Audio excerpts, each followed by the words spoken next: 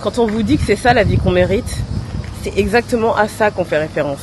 Est-ce que c'est trop demandé de vivre cette vie 365 jours par an? Eh ben vous savez quoi, on dirait bien qu'il suffit juste de demander à l'univers. Parce qu'en me réveillant ce matin-là, j'étais à milieu de m'imaginer que j'allais recevoir une invitation pour un voyage en Asie qui allait changer beaucoup de choses. Mais ça, je vous raconterai plus tard. Jour de départ. Ah là, on est trop excités. Là, je suis avec les copines. Et on va aller manger un petit truc parce que on décolle ce soir.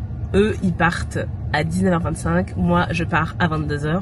Donc, autant vous dire que je vais grave attendre à l'aéroport.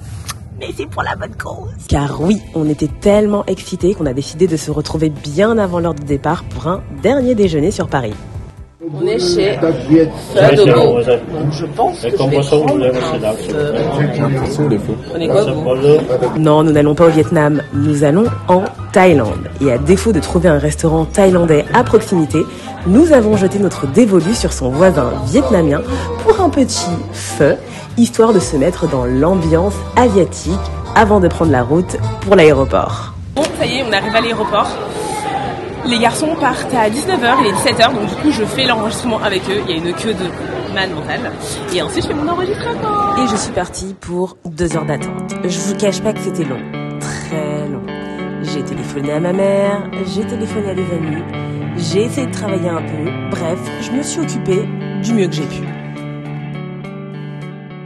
Bon, il me reste plus que 15 minutes à attendre avant de pouvoir espérer embarquer. Du coup, je pense que je vais faire mon petit sac, je vais arrêter de travailler et je vais me diriger à la porte d'embarquement.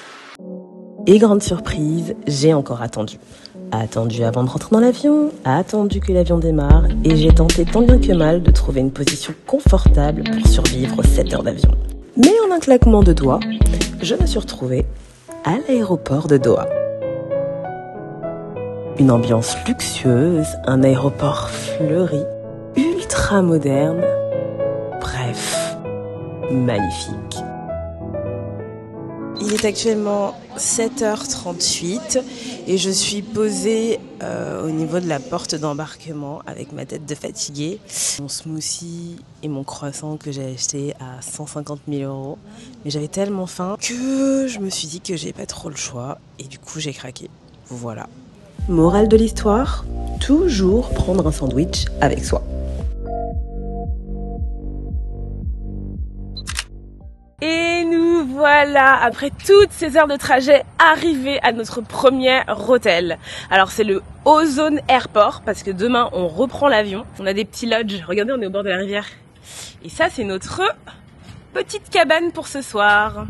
Un petit hôtel très sympa, situé à peine 5 minutes en voiture de l'aéroport, qui nous a coûté 52,72 €, soit à peu près 17,50 € par personne, pour une chambre triple avec une salle de bain, des toilettes séparées et un petit dressing qu'on va absolument pas utiliser mais qui a le mérite d'exister. Et après le tour du propriétaire, on s'est empressé d'aller dans les environs pour trouver quelque chose à manger.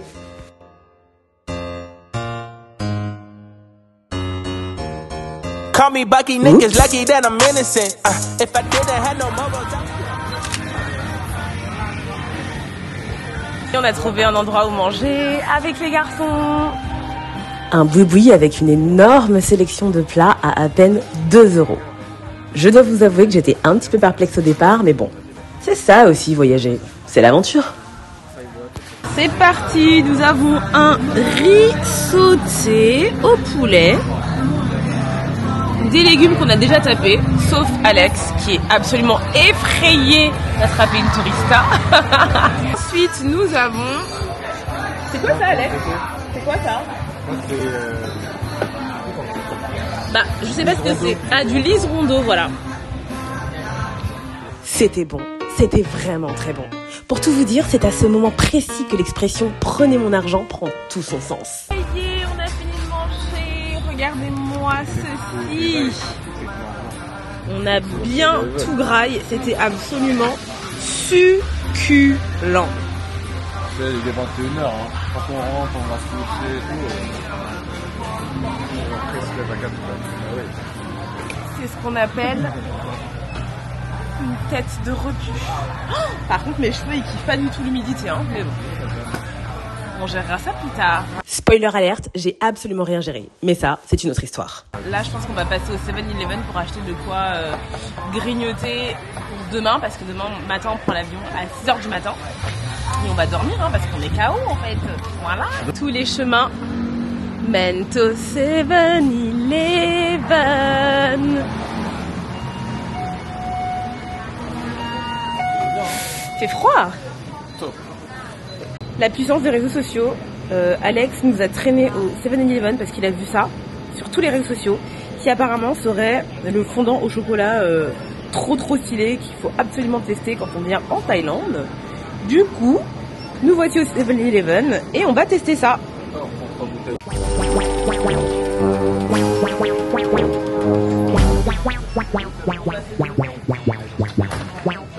Et c'est bon, on a récupéré nos courses. On retourne à la maison, grignoter nos petites trouvailles. Et après on dort les gars, parce que demain on prend l'avion. Et c'est hors de question que je me traîne toute cette fatigue pendant tout le séjour. Donc voilà, sur ce je vous laisse et je vous dis bonne soirée et à demain. Et comme je suis persuadée que vous n'allez pas réussir à fermer l'œil ce soir si je ne vous fais pas un update de ce fameux fondant au chocolat, je vais le faire. C'était bon, mais ça vaut pas du tout à l'ail. Hello, nous sommes le lendemain matin. Je suis encore très fatiguée parce qu'on a au final dormi 4 heures. Mais on se plaint pas parce que on est en Thaïlande et c'est quand même un sacré kiff. Et on poursuit notre aventure en direction de Koh Samui. On en était déjà à plus de 17 heures de trajet, on n'en pouvait clairement plus, mais on a gardé le sourire. C'était long. Très long même. Mais ça m'a permis de réfléchir.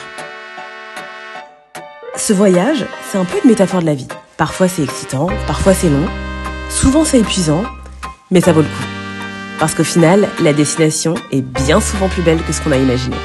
Say hello. Et c'est ainsi qu'a débuté mon séjour en Asie. Oh, et je vous ai même pas dit pourquoi j'étais ici. J'ai été invitée pour célébrer l'amour à Koh Samui. Parce que comme je vous l'ai dit dans le début de la vidéo, parfois, il suffit juste d'accepter les invitations de la vie. Ou des gens. Mais au final, c'est un peu la même chose, non ?